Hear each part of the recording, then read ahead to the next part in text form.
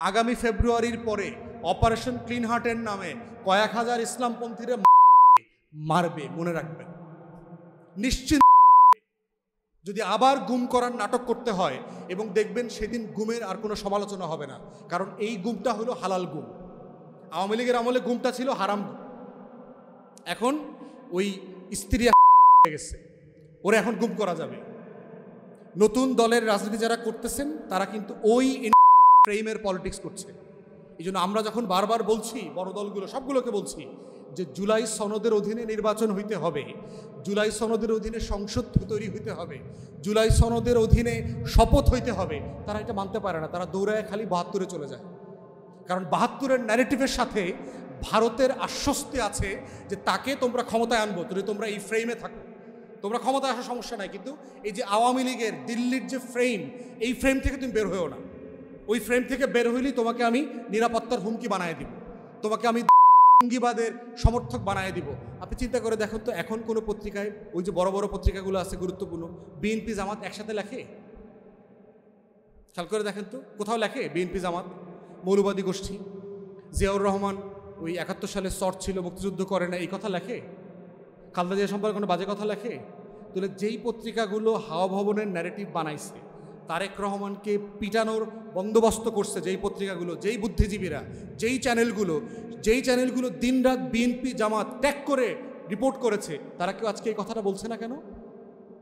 কারণ এখন বিএনপি আর জামাতকে আলাদা না করলে তো ইসলামপন্থীদেরকে মাইট দেওয়ার ব্যবস্থা করা যাবে না। মায়ের কাকে দিয়ে দেওয়া হবে? ওরে দিয়ে ওরে মাইট দেওয়া হবে। পক্ষ বুঝতে পারতেছেন?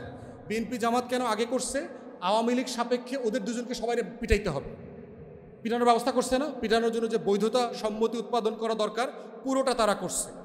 এখন কি করতে হবে? বিএনপিরে দিয়ে জামাত পিটাইতে হবে, বিএনপিরে দিয়ে চরমনাই পিটাইতে হবে, বিএনপিরে দিয়ে হেফাজত পিটাইতে হবে, এবং বিএনপির সাথে এই উস্কানির রাজনীতিতে তারা তাকে ফেলার চেষ্টা করছে, এবং স্যাডলি তারা পড়েছে অনেকাংশে, সেটা আমরা দেখতে পাচ্ছি। এই যে বয়ানের রাজনীতি, যেই রাজনীতিটা শহীদ প্রেসিডেন্টের সাথে যায় না, দিল্লির আধিপত্যবাদের বিরুদ্ধে রাজনীতির সাথে যায় না, এটা অরিজিনাল বিএনপির রাজনীতি না। কিন্তু বিএনপি এই পলিটিক্সের ফাপড়ে এবং ট্র্যাপে পড়ছে বলে আমরা দেখতে পাচ্ছি, এবং এই কারণেই গণ অভ্যুত্থান পরবর্তী বাংলাদেশে বয়ানের রাজনীতিটা বোঝা তরুণদের জন্য জরুরি, এবং এটাই হচ্ছে বয়ানের ক্ষমতা। অতএব সেই জায়গা থেকে কিভাবে কার ক্রেডিট কিভাবে ছিনতাই হয়।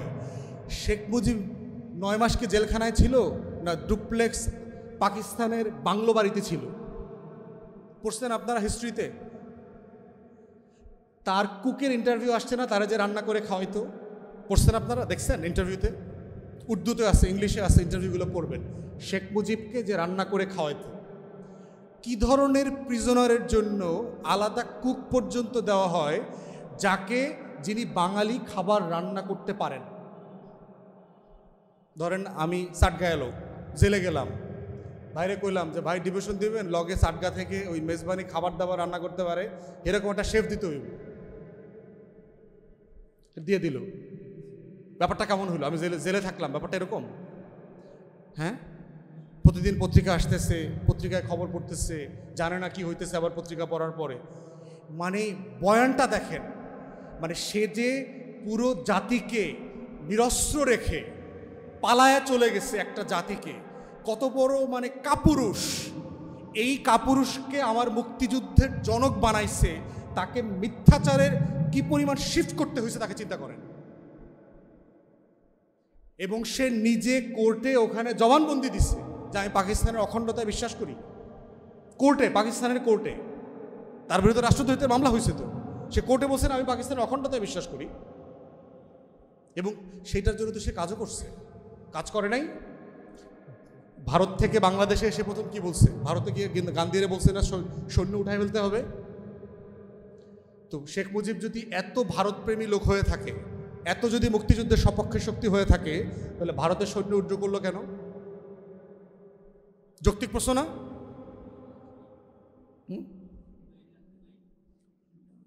দরকার নাই তো। ভারতের বাহিনী উঠে যেতে হবে কেন? ওই দিক থেকে ভুট্টো জাতিসংঘে বলছে এটা ডিসপিউটেড ল্যান্ড, এটা এখনো আমার ভূখণ্ড। শেখ মুজিব দিল্লি হয়ে ঢাকাতে এসে বলতেছে ভারতের সৈন্য চলে যেতে হবে। ইন্দিরা গান্ধীকে দিল্লি থেকে বলছে যে আপনার সোলজার উঠায় নেবেন, আপনি আমাদের সাহায্য করছেন, ধন্যবাদ। এইটা কি ভারতের ন্যারেটিভের সাথে যায় না পাকিস্তানের ন্যারেটিভের সাথে যায়? যে ঠিক আছে আলাদা হয়ে গেছেন ফাইন, কিন্তু ভারতের পেটে ঢুইকেন না। শেখ মুজিবকে তো এটাই বলা হয়েছে আলটিমেটলি, কি আলাদা হয়ে গেছেন, যুদ্ধ হয়ে গেছে, ফাইন, কিন্তু আপনি ভারতের পেটে ঢুইকেন না। পাকিস্তান কি জিনিস আর ভারত কি জিনিস এটা শেখ মুজিবের থেকে ভালো কে জানে? তার আত্মজীবনে পড়ছেন না? 46-এ কীভাবে হিন্দু বাড়ি অ্যাটাক করছে, রায়ট করছে, এগুলো লিখছে না সব? 46-এর কলকাতার রায়টে শেখ মুজিব কোন লেভেলের মারামারি করছে এগুলো বলছে না? গোপালগঞ্জে, ফরিদপুরে কীভাবে হিন্দু বাড়ি পড়ায় টড়ায় দিছে, এগুলোর গল্প বলছে না সে? সো দুই রাষ্ট্রকেই সে ভালোভাবে চেনে। এখন এইটা বলার মধ্য দিয়ে কি আমাদের স্বাধীনতার আন্দোলন ছোট হয়? না, ছোট হয় না। এটা কোনোভাবেই আমার মুক্তির লড়াইটা ছোট হয় না।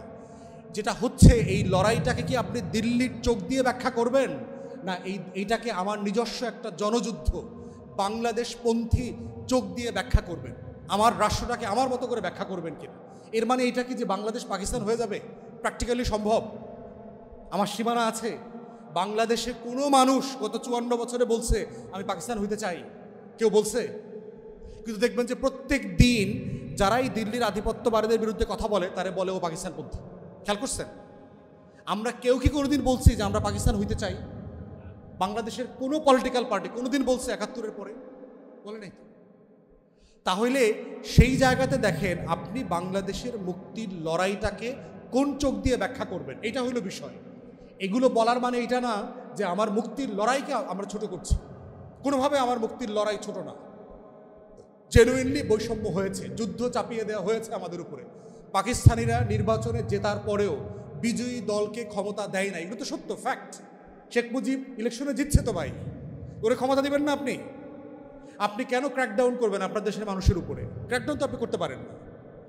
তো এই কারণে আমার মুক্তির লড়াই গুরুত্বপূর্ণ। কিন্তু আমরা বারবার যেটা বলছি যে এই আজাদির লড়াইটাকে দিল্লির চোখ দিয়ে দেখা বন্ধ করতে হবে, কলকাতার চোখ দিয়ে আমার মুক্তির লড়াইকে ব্যাখ্যা করা বন্ধ করতে হবে। এবং এই ব্যাখ্যা করার যে রাজনীতি, যেই রাজনীতির পাটাতনের উপরে দল দাঁড়ায় থাকে, পন্থীরা তৈরি হয়, এইটা না বুঝলে যেটা হবে 24 নিয়ে এমন বেশি রিগ্রেট করবে। আমরা যারা 24-এর কর্মী ছিলাম আমাদেরকে লজ্জায় পড়তে হবে যে আমিও ছাত্রলীগ ছিলাম মনে হয় কোনো এক সময়, আমিও মনে হয় আসলে আমার ভুল বুঝাইছে। ওই যে ডাকসুরে মনে করছিলাম ক্যান্টিন, এখন থেকে নির্বাচন হয়, আমি বুঝছিলাম যে আসলে এই আন্দোলনটা করলে হাসিনা আরও 5 বছর থাকার কথা ছিল। আরে আপারে পাঠাই দিল ওই পারে, মানে তখন আমারও কষ্ট লাগবে, হাতিরও কষ্ট হবে, আত্মহত্যা করতে মনে চাইবে। এমন লড়াই করলাম যে হাসিনা পালায় গেল। আরে মানে আপনাকে শেমিং করতে করতে, স্লাট শেমিং করতেছে না, মেয়েদেরকে দেখতেছেন না? আমাদের পুরো 24-এর লড়াইটাকে স্লাট শেমিং করবে, পরিকল্পিতভাবে করতেছে। এবং এটার লেয়ার আফটার লেয়ার শেমিং আছে।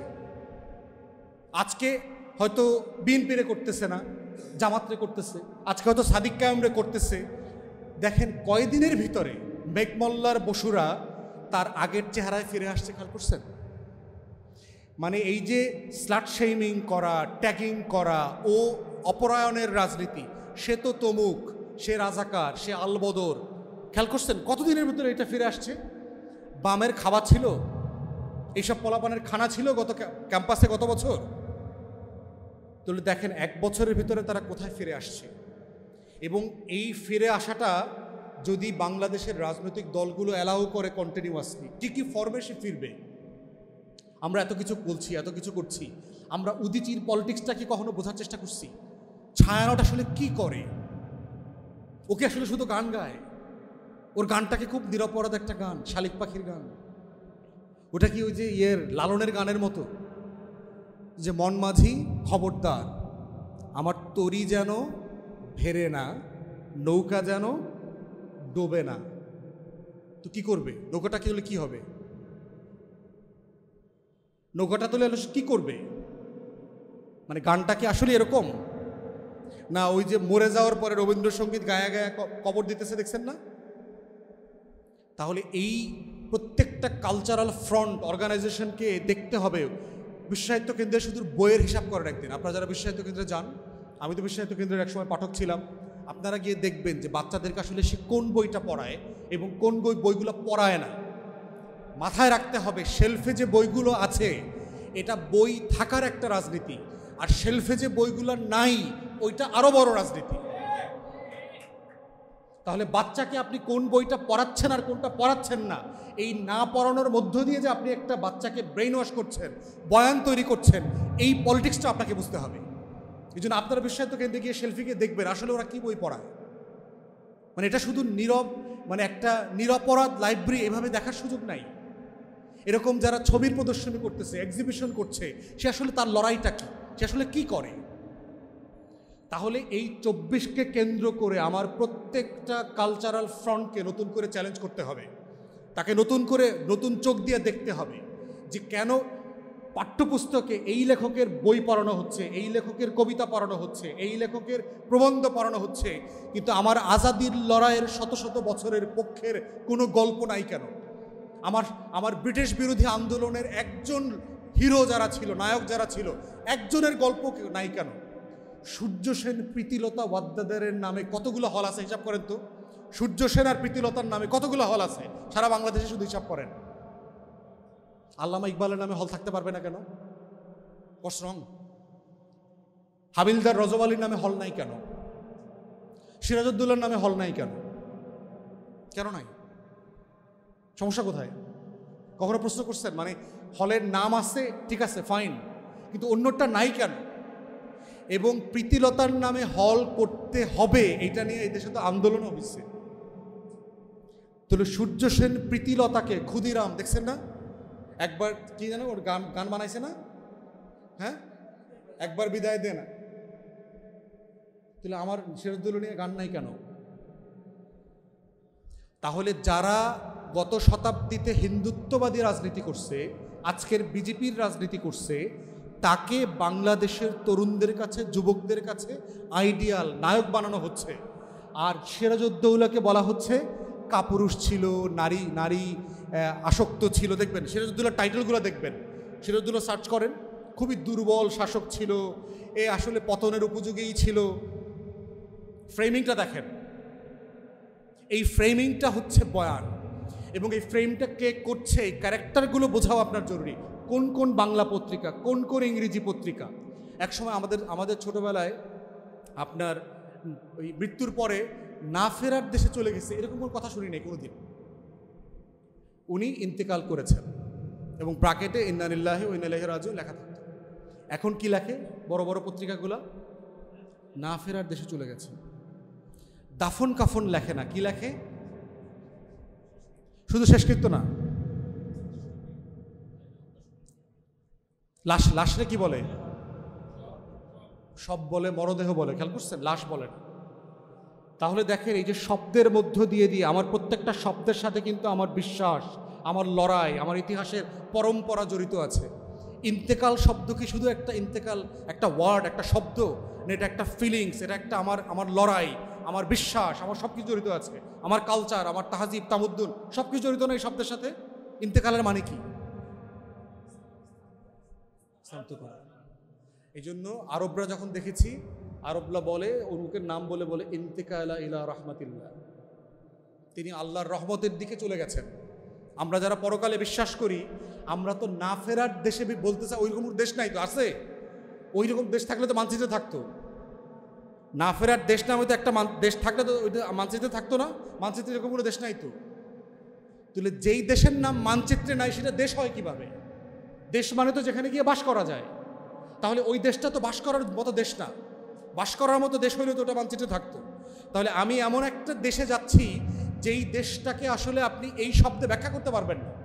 আমরা যদি বারজাখের জীবন বলি অথবা পরকাল বলি, সেটাকে না ফেরার দেশ দিয়ে আপনি ইন্টারপ্রেট করতে পারবেন? এই শব্দে বোঝা যায় ওটা দুনিয়া ছেড়ে চলে গেছে, এটা বলতে হবে তো, ওটা আর এক দুনিয়া তো। তাহলে এইভাবে শব্দ দিয়ে পত্রিকাগুলো কলকাতার শব্দ, সংস্কৃত শব্দ দিয়ে বাংলা শব্দ, যেই বাংলা শব্দ আরবি, ফার্সি, উর্দুর যে ঐতিহাসিক পরম্পরা ছিল, এই শব্দগুলো পর্যন্ত পরিবর্তন করে ফেলেছে। এবং এমন এমন শব্দ আনছে যে শব্দ দিয়ে আমি দিল্লির আধিপত্যবাদের বিরুদ্ধে লড়াই করতে পারছি না। ইনকিলাব শব্দটা শুনলে কেমন মৌলবাদী লাগে, তাই না? আমার কয়েকজন বলছে এটা কেমন পাকিস্তানি লাগে, তাই না? খেয়াল করছেন? অথচ ব্রিটিশ বিরোধী আন্দোলনের স্লোগান ছিল ইনকিলাব জিন্দাবাদ, হিন্দু, মুসলমান, কংগ্রেস সবাই বলতো, কংগ্রেসের বড় বড় সভাতে ইনকিলাব জিন্দাবাদ বলে স্লোগান দেওয়া হইতো। এখনো দেওয়া হয় ভারতের পলিটিশিয়ানরা হিন্দু মুসলমান নির্বিশেষে সবাই এই ইনকিলাব জিন্দাবাদের স্লোগান দেয়। এক্স্যাক্টলি। তাহলে এই যে শব্দগুলো সম্পর্কে আমাদের ভিতরে রিগ্রেট করানো হচ্ছে, তাহলে কোন কোন শব্দে আপনার আধিপত্যবাদের লড়াইটা প্রকাশ করা যাবে এবং কোন কোন শব্দে করা যাবে না, সেই শব্দের ডিকশনারি পর্যন্ত ঠিক করে দিচ্ছে আমাদেরকে। খেয়াল করেছেন প্রত্যেকটা ট্যাগ। তাহলে ব্যক্তি, আমার শব্দ, আমার চিন্তা, আমার ইতিহাস, আমার যে ক্যারেক্টারগুলো ছিল, আমার জাতীয় নায়ক যারা ছিল, এদের প্রত্যেককে আমার জীবন থেকে সরায় ফেলছে। রিসেন্টলি একটা গান ভাইরাল হয়েছে, আমি তো গান টান শুনি টুনি না, আর গান শুনলে আমি আসলে, মানুষ তো গান শুনে রিল্যাক্সের জন্য, আমি গান শুনলে উন্নয়ন ফাউন্ডেশন একটা সংগঠন আছে, যে একটা মানবাধিকার সংগঠন, সুলতানা কামাল চালায়, এবং দেখবেন প্রতি মাসে সে এই সরকারের আমলে কি কি মানবাধিকার লঙ্ঘিত হচ্ছে এইটা সে প্রকাশ করছে, এবং এটা নিয়ে আমরা টকশোতে আবার প্রচুর উত্তর দিতে হয়। মানবাধিকার লঙ্ঘনের প্রতিবেদন আসাটায় কোনো দোষ নাই, এটা প্রত্যেকটা রাষ্ট্রকে, সমাজকে কন্টিনিউ করতে হবে, কারণ আমার কন্টিনিউয়াসলি ডেভেলপ করার জন্য আমাকে আমার সমালোচনাটা খুঁজতে হবে যে আমার রাষ্ট্র কোথায় কোথায় ভুল চলছে। প্রশ্ন হচ্ছে কি কি খবরগুলোকে আপনি কখন হাইলাইট করছেন? মানবাধিকার লঙ্ঘন তো গত 16 বছরে হয়নি। সুলতানা কামালদের মুখে তো কুলুপাটা ছিল, ওই শুনি নাই তো সুলতানা কামালরা এত সিরিয়াসলি এই ভাষায় এই লঙ্ঘন হচ্ছে। মব হচ্ছে এই রকম লঙ্ঘনের কোনো ক্রাইটেরিয়া আগের রিপোর্টগুলোতে, আওয়ামী লীগের আমলের রিপোর্টে দেখি নাই। খেয়াল করতেছেন বয়ানের পার্থক্যটা কোথায়? মানবাধিকার সংগঠন, মানবাধিকার লঙ্ঘন হচ্ছে মবের মাধ্যমে, এটা সত্য। তাহলে এটা আওয়ামী লীগ থাকা অবস্থায় মব হচ্ছে, রাষ্ট্রীয় মব, দলীয় মব, এই রকম লঙ্ঘনের খবর রিপোর্ট আকারে কেন আসে নাই, এখন কেন আসছে? প্রশ্নটা কি বুঝাইতে পারতেছি? তাহলে এইটা আবার দেশের গুরুত্বপূর্ণ পত্রিকা গুরুত্বের সাথে প্রথম পেজে ছাপাচ্ছে। এখন এই মানবাধিকার সংগঠনটা কাদের রিপোর্টের উপরে ভিত্তি করে এই ইন্ডেক্স তৈরি করতেছে? ওই গুরুত্বপূর্ণ পত্রিকা যে তার প্রতিবেদনটা আবার প্রথম পেজে ছাপায়। খেয়াল করতে পারতেছেন? খুবই গুরুত্বপূর্ণ পত্রিকা, তিনি মবের খবর ছাপাচ্ছেন, মবের গুরুত্ব আলোকে একদম প্রতিদিন 2টা-4টা করে নিউজ করতেছে। এইটাকে আবার ওই মানব কেন্দ্র সংস্কার উন্নয়ন ফাউন্ডেশন তারা আবার গুরুত্ব আকারে এটাকে প্রতিবেদন আকারে ছাপাচ্ছে এবং মানবাধিকার লঙ্ঘনের রিপোর্ট করতেছে, দেশে বিদেশে ইংলিশে ছাপাচ্ছে। ওই রিপোর্টের প্রতিবেদনটা আসার পরে ওইটা আবার ওই সকল পত্রিকার প্রথম হেডলাইন নিউজ, যে দেশে অমুকের রিপোর্ট, মানবাধিকারের এই লঙ্ঘনগুলো হয়েছে। এইটাকে কেন্দ্র করে আবার সারাদিন বিভিন্ন টেলিভিশনে বাইট রিপোর্ট যাচ্ছে, রাতের বেলা আবার টকশোতে ওইটা হইল প্রথম আলোচ্য সূচির বিষয়। বুঝাইতে পারতেছি? তাহলে বিষয়টা কি? এটা কি মানে খুবই নিরপরাধ একটা বিষয়, জাস্ট কোইন্সিডেন্স? সব ভালো মানুষটা চিন্তা করছে যে মাগরিবের আজান দিছে, নামাজ পড়তে হবে, ব্যাপারটা কি এরকম? মহল্লার সব ভালো মানুষ, আজান হয়েছে, নামাজ পড়তে হবে, ব্যাপারটা কি এরকম একটা জিনিস? না, এটা একটা আরোপিত জিনিস, পরিকল্পিত জিনিস। কেন সাডেনলি বলতেছে বাংলাদেশের ইতিহাসে এত সুশীল, সেকুলার, লিবারাল মানুষদের সরকার কোনোদিন ছিল না, কোনোদিন ছিল না ইতিহাসে। আওয়ামী লীগের সরকারও এর থেকে মৌলবাদীতে বেশি ভরা ছিল। সেই সরকারটাকে বলতেছে যে এই সরকার দক্ষিণপন্থীদের, জঙ্গিদের, মৌলবাদীদের উত্থানে সাহায্য করতেছে। খেয়াল করতেছেন? তাহলে এই সরকারটা কি করছে? এই সরকারটা আসলে গণতন্ত্র অ্যালাউ করছে।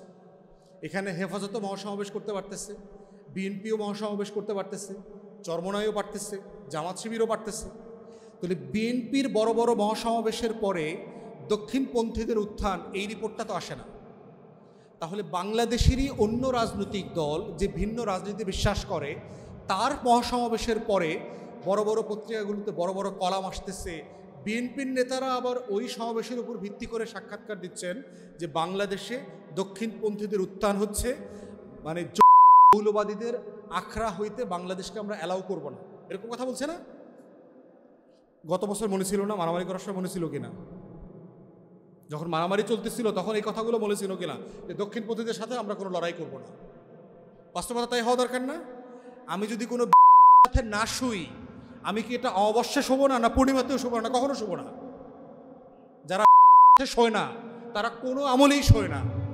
তাহলে সাডেনলি আগে পুত পবিত্র ছিল, বউ হওয়ার মতো ছিল, এখন সাডেনলি জামাত ইসলামপন্থীরা চরমনায় সব গেছে, ওরা আর আধুনিক হয়ে গেছে, ওরা মৌলবাদী হয়ে গেছে। তাহলে খেয়াল করতেছেন এই যে স্লাট শেমিং এর পলিটিক্স, ইন্ডিভিজুয়ালি একটা মেয়েকে স্লাট শেমিং করতেছে, কালেকটিভলি একটা বড় বড় অংশকে স্লাট শেমিং করতেছে, পলিটিক্যালি তাকে অপর করতেছে, তাকে অন্য জিনিস বানাচ্ছে, তাকে মৌলবাদী বানাচ্ছে, তাকে বানাচ্ছে, সে গণতন্ত্রের শত্রু, সে দক্ষিণপন্থী, সে ভারতের নিরাপত্তার হুমকি। এবং এই সুশীলরা যখন বলে দক্ষিণপন্থীদের উত্থান, ওরা আসলে কি মিন করে? ওরা মিন করে এরা হইল ভারতের নিরাপত্তার হুমকি, ওরা এইটা মিন করে। ওরা কিন্তু বাংলাদেশের নিরাপত্তা নিয়ে চিন্তিত না। এবং এটার জন্য যদি ভারতকে ইনভলভ করা লাগে, পশ্চিমাদেরকে ইনভলভ করে